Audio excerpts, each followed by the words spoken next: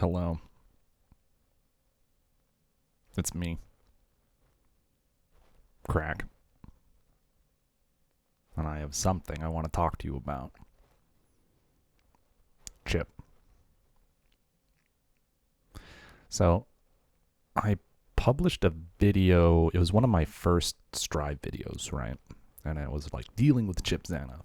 And it was week 1, and I was desperate to acquire some semblance of a game plan. And while some of the stuff did technically work, in a lot of cases, it didn't. I hesitate to take the video down because there's some decent tech in there, but I think the best course of action is actually offer you a revised deep dive into some of the stuff I've been working on lately and thinking about when it comes to fighting this character.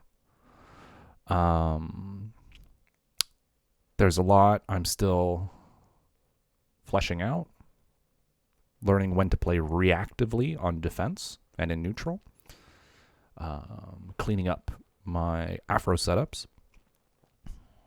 making use of wire C, and learning how to properly challenge some of Chip's crazier options, especially with regards to him being in an air state, because he has that ridiculous dive kick, and he's got cross up alpha blades, and he's got the leaf grab.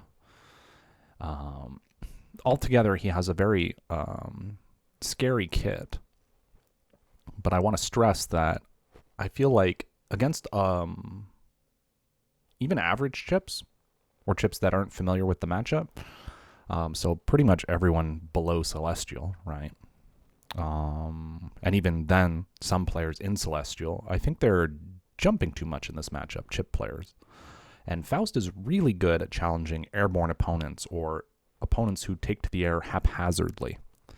And so I will demo that in this video. There is kind of a pace to this set. I ran into this guy called EnuffZanuff, which is a pretty great name for a chip player. And I started the matchup fairly uncomfortable. And I realized as we played that their neutral didn't feel complete. They were doing a lot of jumping around. I don't know what they were looking for when they would move. But there is a special zone that you want to think about. And if players enter that zone repeatedly without provocation, you want to be able to take advantage of it. The zone I'm talking about is pretty much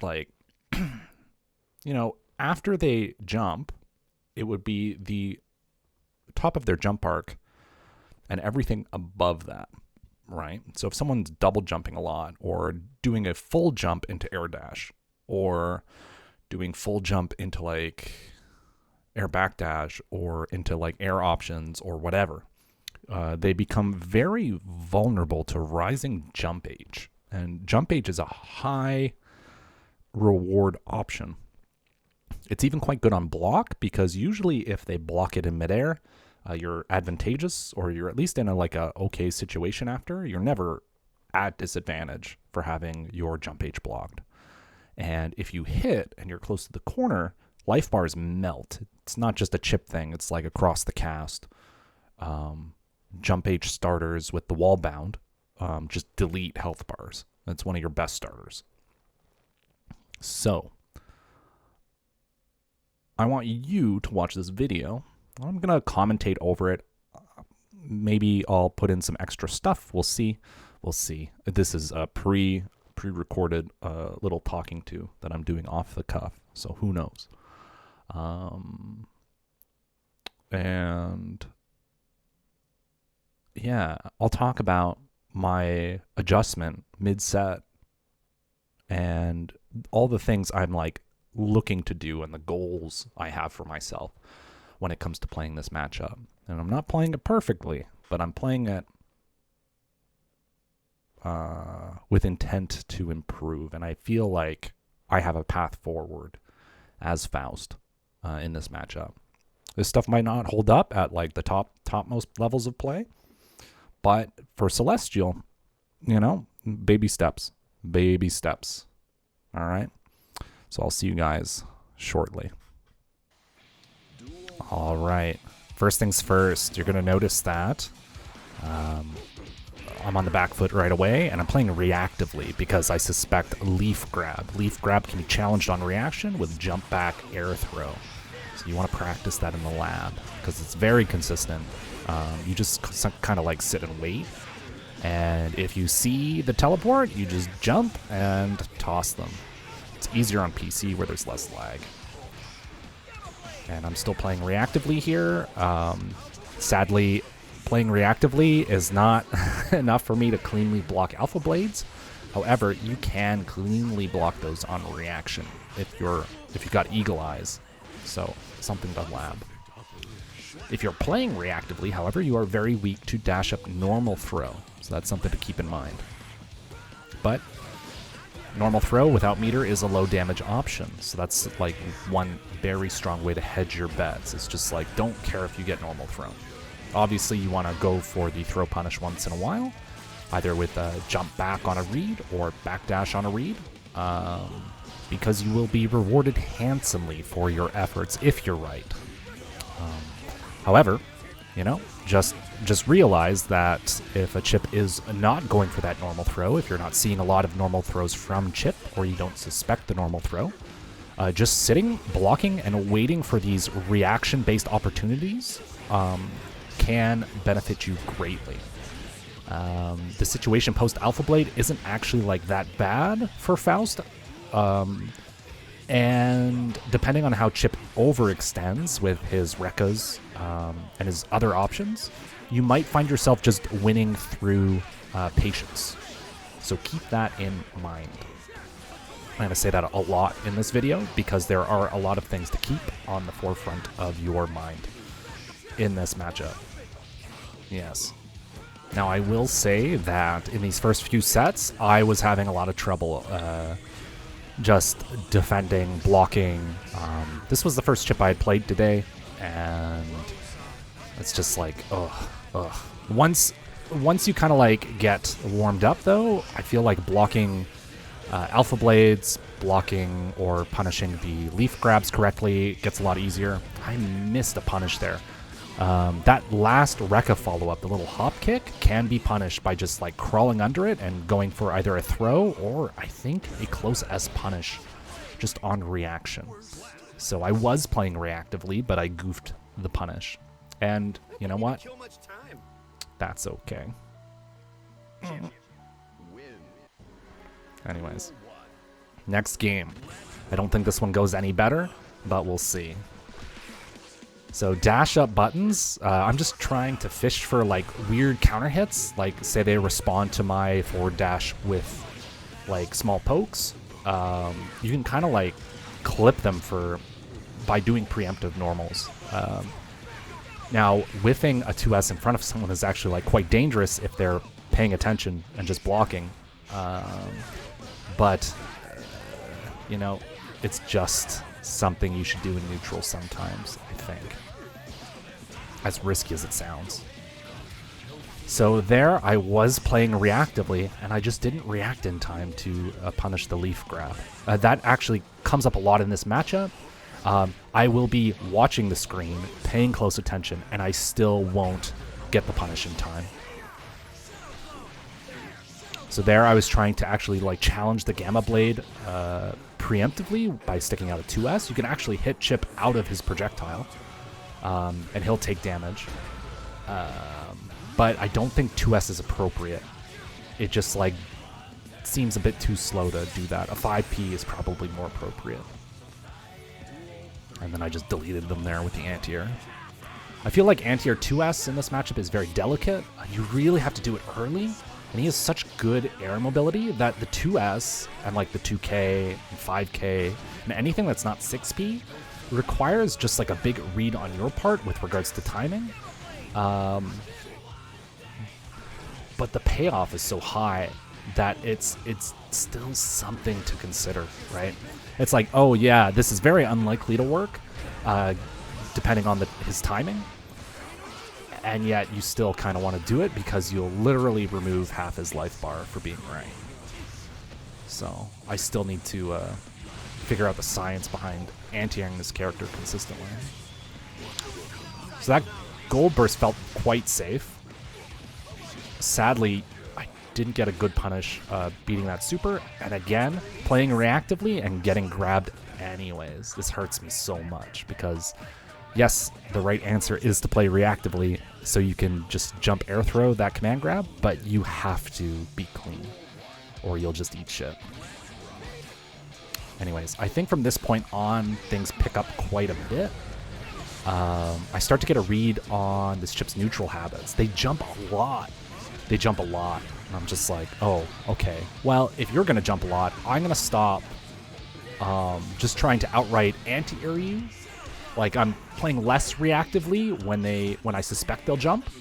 And I start jumping at Chipp with rising jump age and stuff. You might see it throughout the rounds where I'll go for like a psychic rising jump age against his air state, or even a reaction rising jump age after seeing him jump. One's a little faster than the other, naturally. A rising jump age done on a read is more likely to like beat out like random air buttons. It's more likely to like shut him down before anything happens. But if they're hanging out up top, at the top of the screen, sometimes you don't necessarily have to jump until you've confirmed that they've left the ground. And that means if they stay grounded, you're not jumping unnecessarily.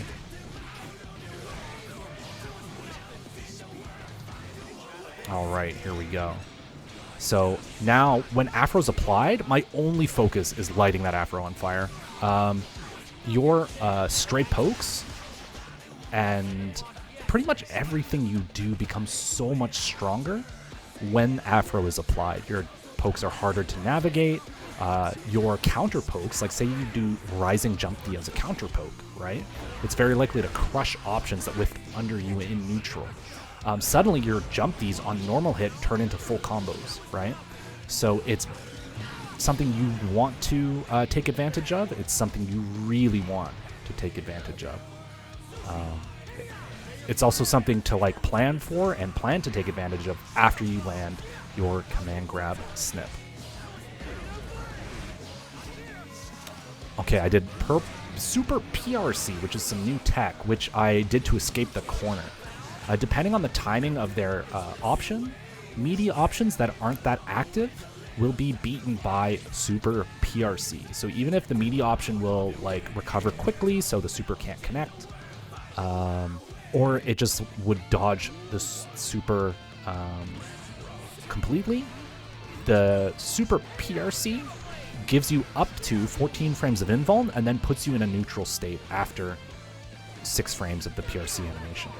So you can sort of like punch through less active options on your wake up, which is very useful. Okay, here we go. Nice. Good confirm. But sadly, I dropped the mix loop pickup. I did the PRC super offensively there. I'm not even sure if that's a real thing. Like, I don't even think it's that good. I was just feeling myself. And it happened to work out for me. All right. I saw he was, like, dilly-dallying back and forth on the ground.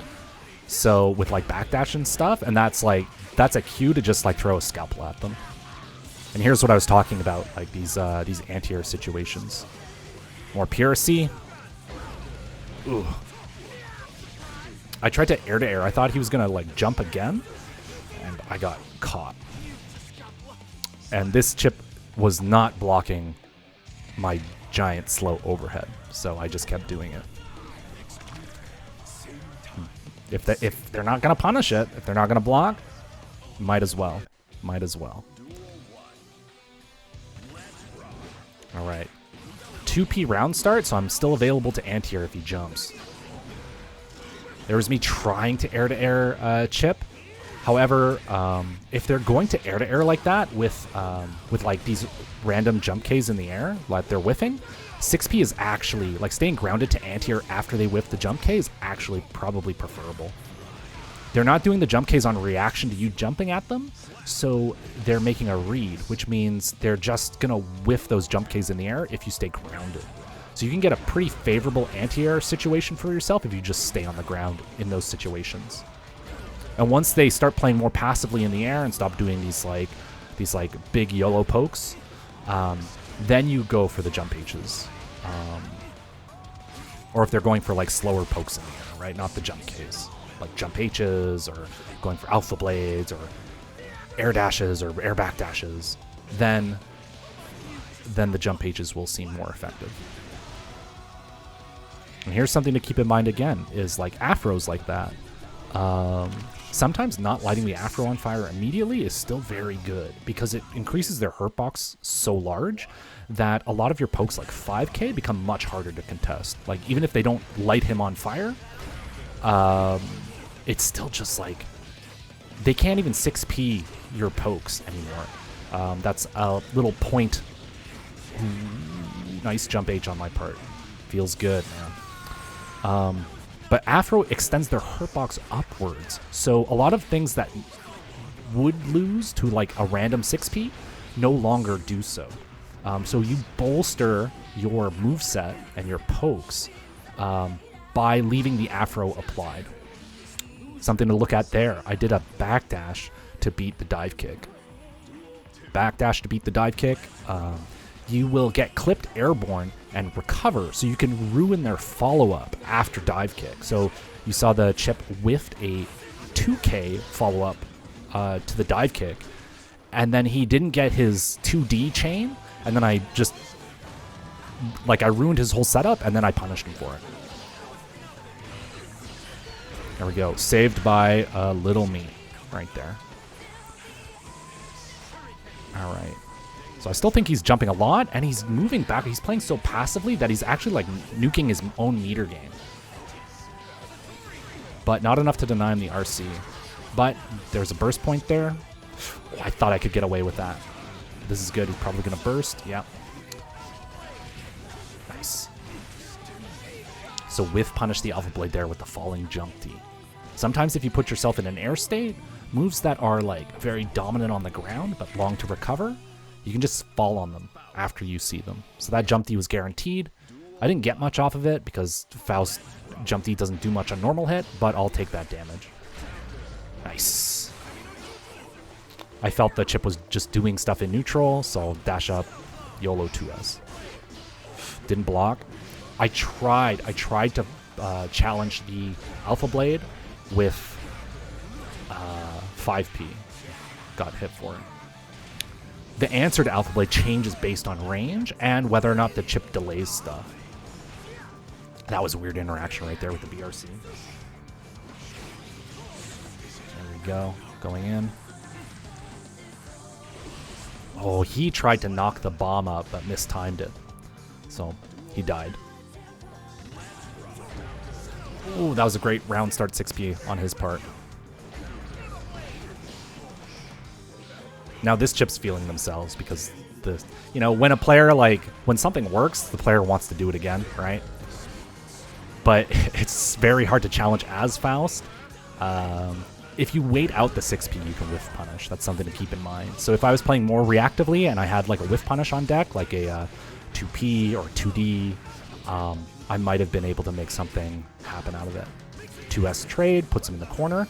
I knew he was going to go for dash up throw there because he had done it many times before, so I went for like a full punish. Nice. Checked his approach with the 5p. So that's the thing. At a distance, 5p out of block stun, right, will hit the Gamma Blade. It will hit the Alpha Blade. It will challenge like the space in front of you just if he just lets stuff rock. So 5p out of block stun is sometimes like a good thing to do just to check his approach and put yourself back to neutral so he's not just like in your face. If you duck, you can dodge those air Alpha Blades. There. I saw he landed the jump H too high. I'm like, oh, I'm at advantage here. I'm going to throw. Land the command grab. This is okay. This is fine. It's like he has the Afro on. So my game plan is just light him on fire. There we go. I figured he might like die to the afro explosion. Like he might like just not block it. So I decided to try and do some sort of like scarecrow gimmick to capitalize.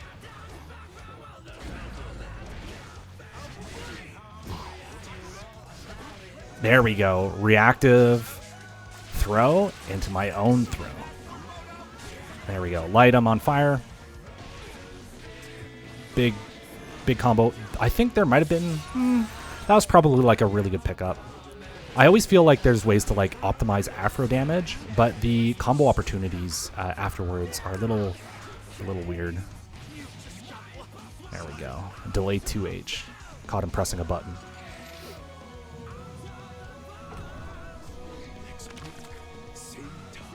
So far so good. All right. This is the last game. Round start 2P again. I tried to throw there because I expected just like dash and throw. Got grabbed for my troubles.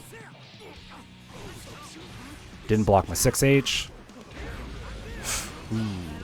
Good burst. Burst did put him back in the corner.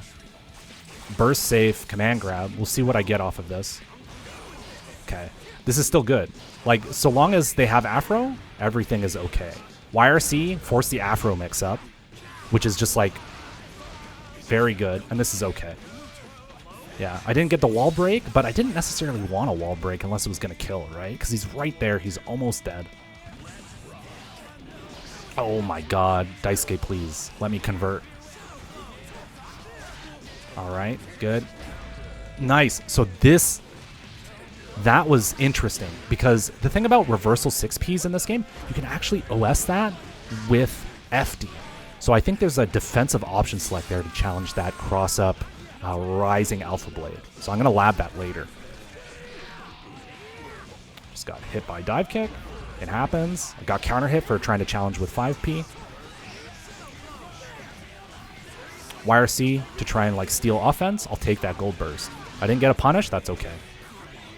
He didn't punish my my 2H item toss. Thankfully, he doesn't know the matchup. Got the low and the afro covered by the hammer. So if they jumped, I would have been mostly safe.